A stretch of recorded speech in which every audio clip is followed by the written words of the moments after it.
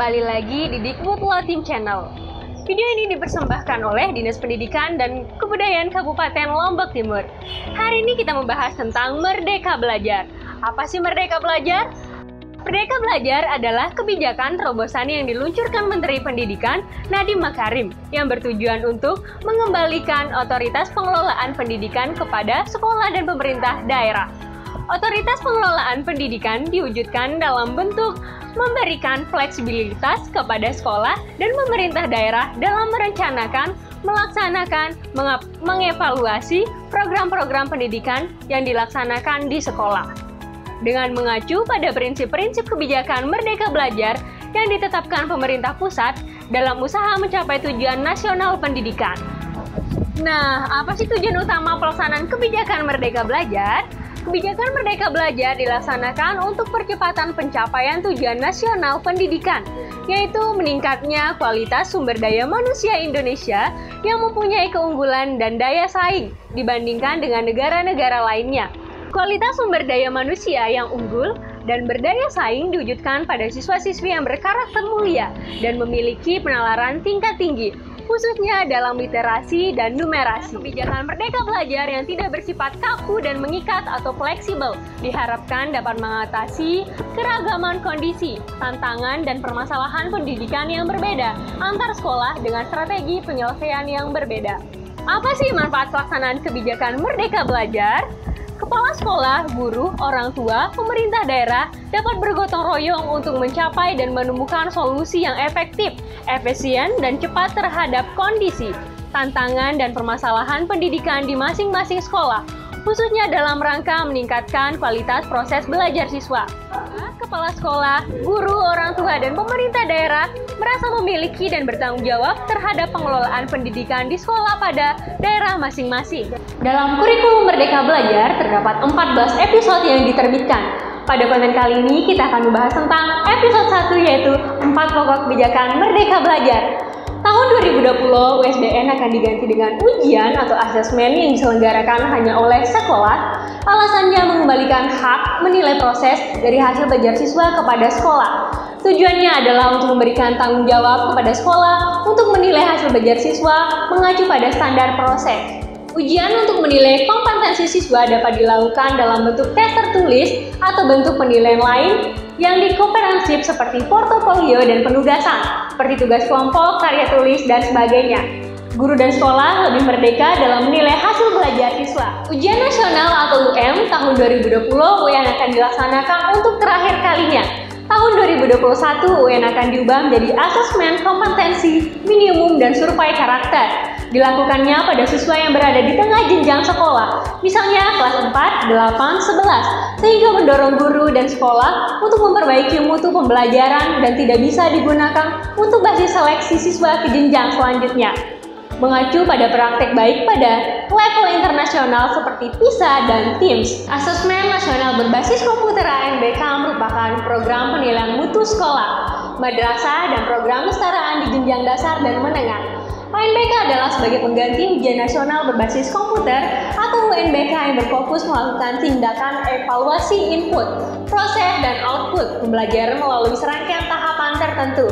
UNBK dilaksanakan dengan 3 instrumen yaitu asesmen kompetensi minimum atau AKM, survei karakter, dan survei lingkungan belajar.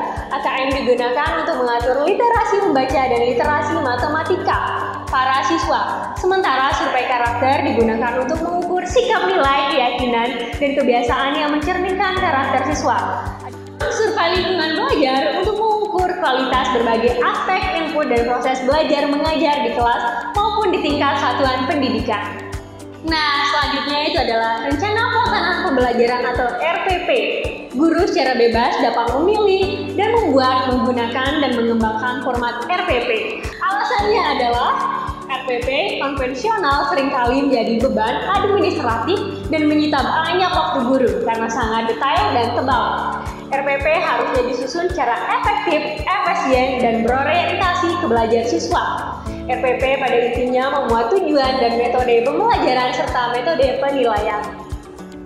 3. Komponen lainnya bersifat pelengkap dan dapat dipilih secara mandiri, yaitu adalah tujuan pembelajaran, kegiatan pembelajaran, dan asesmen. Penulisan RPP dilakukan dengan efisien dan efektif sehingga guru memiliki lebih banyak waktu untuk mempersiapkan dan mengevaluasi proses pembelajaran itu sendiri. Nah, dalam peraturan penerimaan peserta didik baru, PPDB zonasi yaitu membuat kebijakan PPDB lebih fleksibel untuk mengakomodasi ketimpangan akses dan kualitas di berbagai daerah.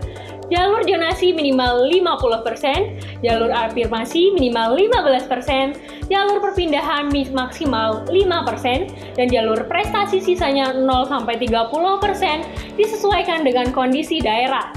Daerah berwenang menentukan proporsi final dan menetapkan wilayah zonasi. Pemerataan akses dan kualitas pendidikan perlu diiringi dengan inisiatif lainnya oleh pemerintah daerah, seperti redistribusi guru ke sekolah yang kekurangan guru. Nah, adapun alasan dan tujuan pembuatan zonasi adalah kebijakan PPDB zonasi lama tidak memberikan fleksibilitas bagi dinas pendidikan provinsi dan sekolah. Kebijakan PPDB zonasi baru memberikan fleksibilitas kepada dinas pendidikan provinsi dan sekolah sehingga PPDB dapat disesuaikan dengan kondisi daerah dan sekolah. Tujuan utama zonasi pendidikan tetap dapat tercapai, yaitu menjamin hak anak untuk memperoleh pendidikan terlepas dari prestasi dan status sosial. Nah, setelah itu adalah mempersempit kesenjangan kualitas antar sekolah karena input siswa yang homogen. Nah, lalu bagaimana penerapan kebijakan kemerdekaan belajar pada Dinas Pendidikan dan Kebudayaan Kabupaten Lombok Timur? Kita akan menggalinya melalui wawancara terhadap bidang sekolah dasar pada Dinas Pendidikan dan Kebudayaan Kabupaten Lombok Timur.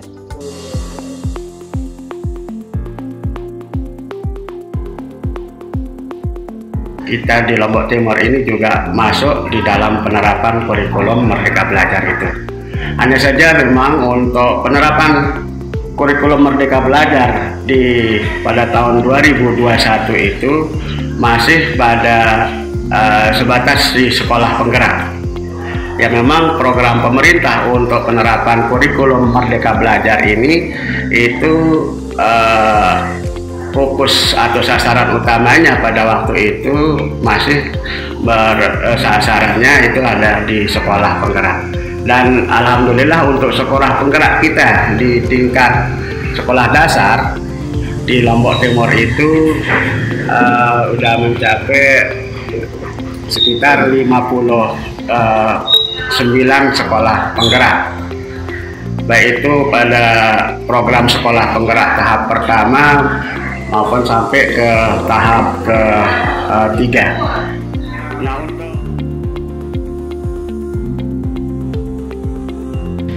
tentunya banyak sekali dampak positifnya, di mana di Merdeka Belajar ini memberikan kebebasan sebenarnya kepada guru untuk melaksanakan suatu pembelajaran yang sifatnya tidak mengekang atau mengikat, baik itu mengekang dari segi materi pembelajarannya maupun pada metode pelaksanaan pembelajarannya.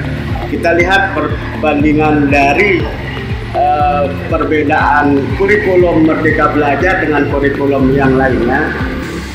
Di sini kurikulum Merdeka Belajar itu sekali lagi memberikan kebebasan kepada guru untuk memberikan pembelajaran, baik itu memilih materi pembelajarannya maupun metode pembelajarannya. Tidak seperti yang untuk tantangan dan kendala di Merdeka Belajar ini, memang kita ketahui bahwa kurikulum Merdeka Belajar ini sepaket dia dengan plafon Merdeka Belajar, yang kita ketahui bahwa plafon Merdeka Belajar ini itu basicnya itu adalah basic digital, berbasic digital atau online.